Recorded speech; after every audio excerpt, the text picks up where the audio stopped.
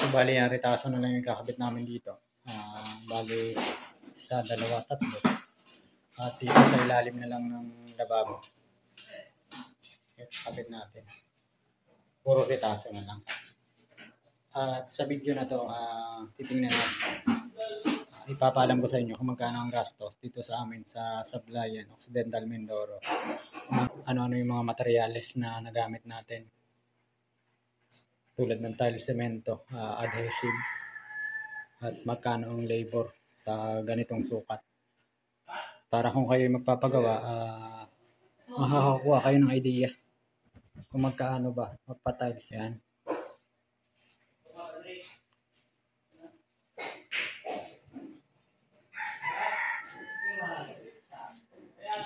At mag-uumpisa na ulit tayo ng paglalapat. Bali yan yung kasama natin. Naglalapat na rin siya. Si Marlon. Ayan, siro ko na lang po sa ilalim ng lababo. At pinantay na lang natin yung level. Hindi na nangat ng 2 inches. Ayon na rin sa kagustuhan at pag-usap namin sa may-ari. Dito, retaso na tayo at let's go!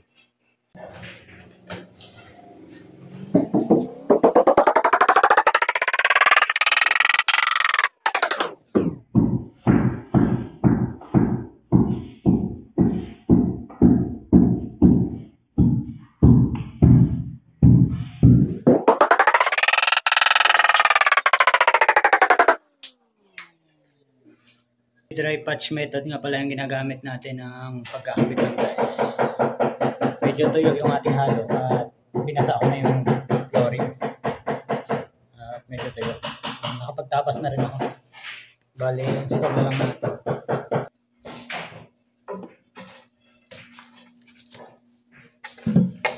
Daypak lang. Masarapan yung daypak lang.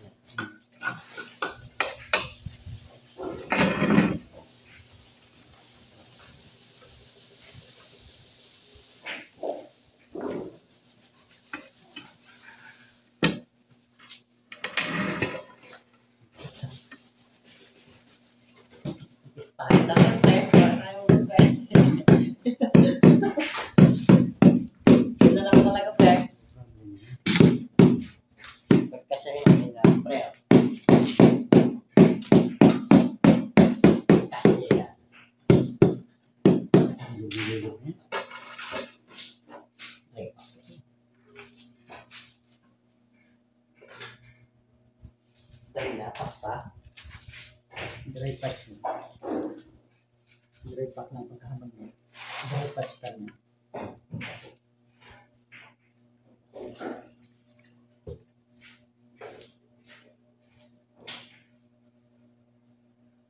Ito na yung balak ng balak.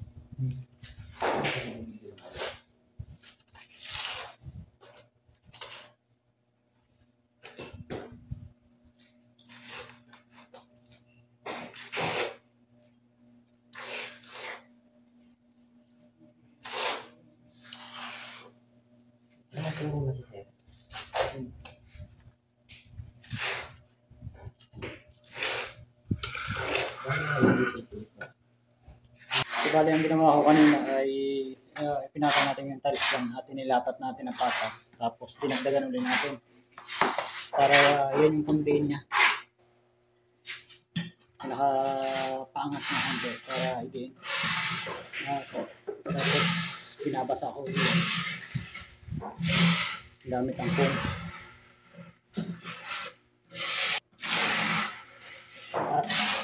At ang susunod na proseso ay nilalagyan natin ng tile adhesive.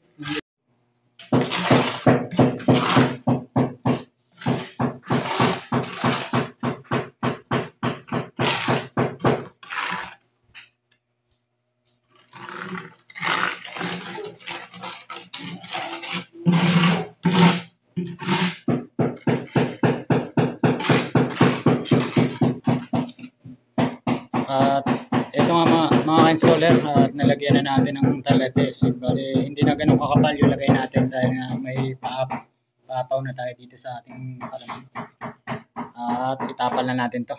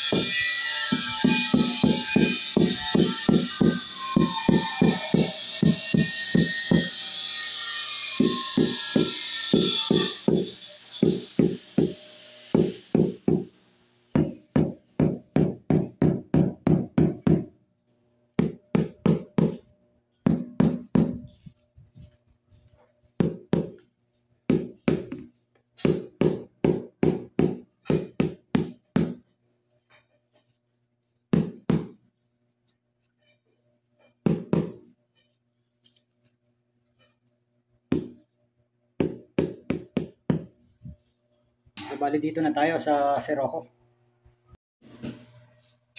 Bali nga sa pagkukuha ng Sirocco na ganito na corner siya, sinusukat natin ng metro ito. Katulad dito is nasa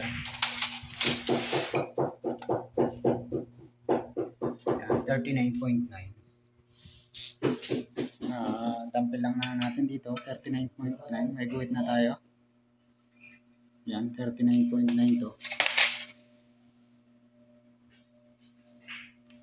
At dito sa kabila, hindi tayo masyadong sumakto sa kanto. Dito lang tayo banda labas.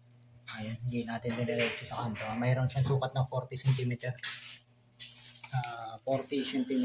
May sukat na rin tayo niyan. 40.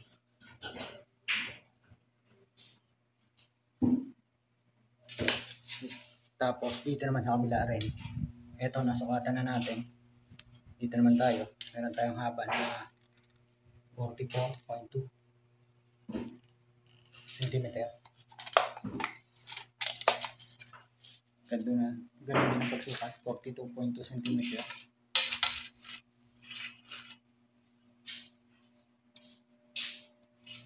At dito sa kabilang kanto, medyo hindi tayo masyado lalapit sa kantuhan. Kasi hindi mawawala ng diferensya yan. Galing sukat niya ay 43. Ito yung 43. Bale, yan, may kantuhan na siya na sukat. Gagamit tayo ng aluminum. Ito yung retaso ng tile trim. At pangbara na retaso rin na tiles.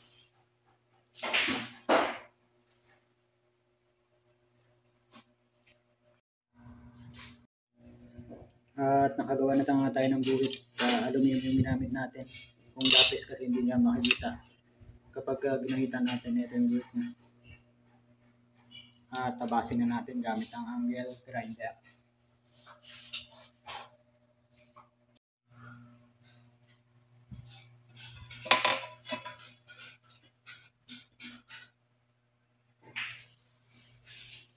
At sa unang tabas nga ay medyo masikip pa siya dahil meron pang mga lugar na sumasayad katulad dito sa bandang kantuhan.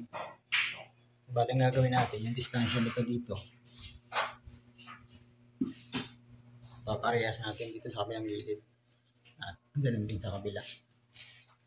At paplantilihan natin yan ng gamit ang lapis.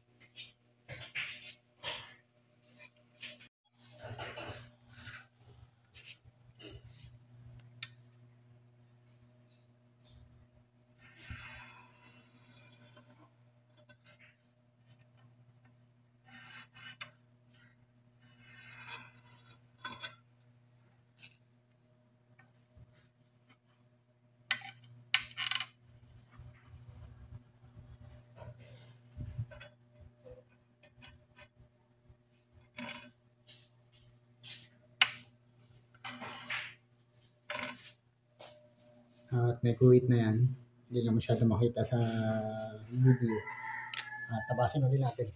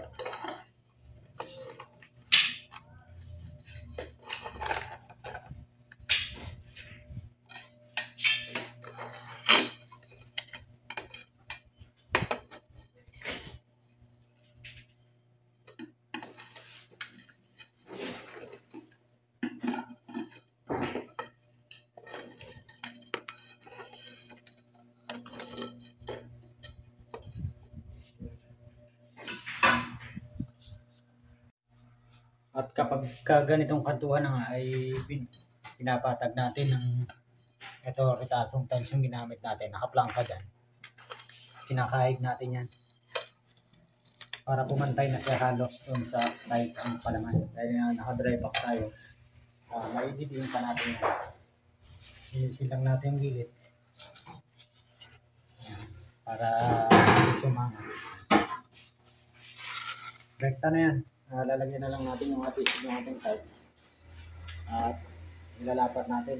Dahil kung pag sumablay tayo dito, medyo mahirap na, wala nang bunutan yan. Pagka ganitong nasa corner, ang hirap kunin.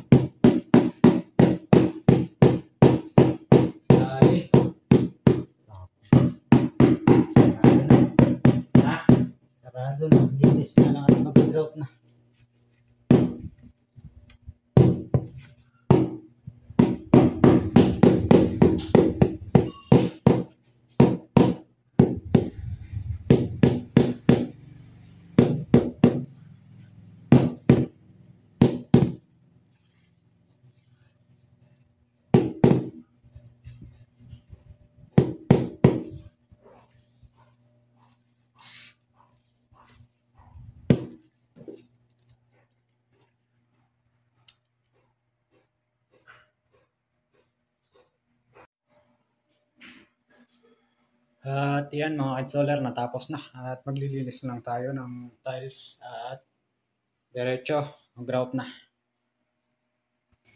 At ito na mga installer, natapos na yung ating tinatiles. Yan. Bali, nakapag-grout na rin kami. Yan. At sa video natin ay makikita nyo kung paano yung proseso ng paglalatag ng tiles at ang pagsisiro ko sa kantuhan. So bale, ilalagay ko na lang sa description ang kung magkano ang gastos dito. Ilang perasong tiles, semento, adhesive, at ilang araw natin ginawa at magkano ang gastos sa labor at sa materyales. Ayan, hanggang dito na lang ang video natin mga installer at maglalagay na uli kami ng mga gamit. Ayan. Maraming salamat at kung nagustuhan mong video na to ay pakipindot naman ang like button at subscribe. Maraming salamat. God bless.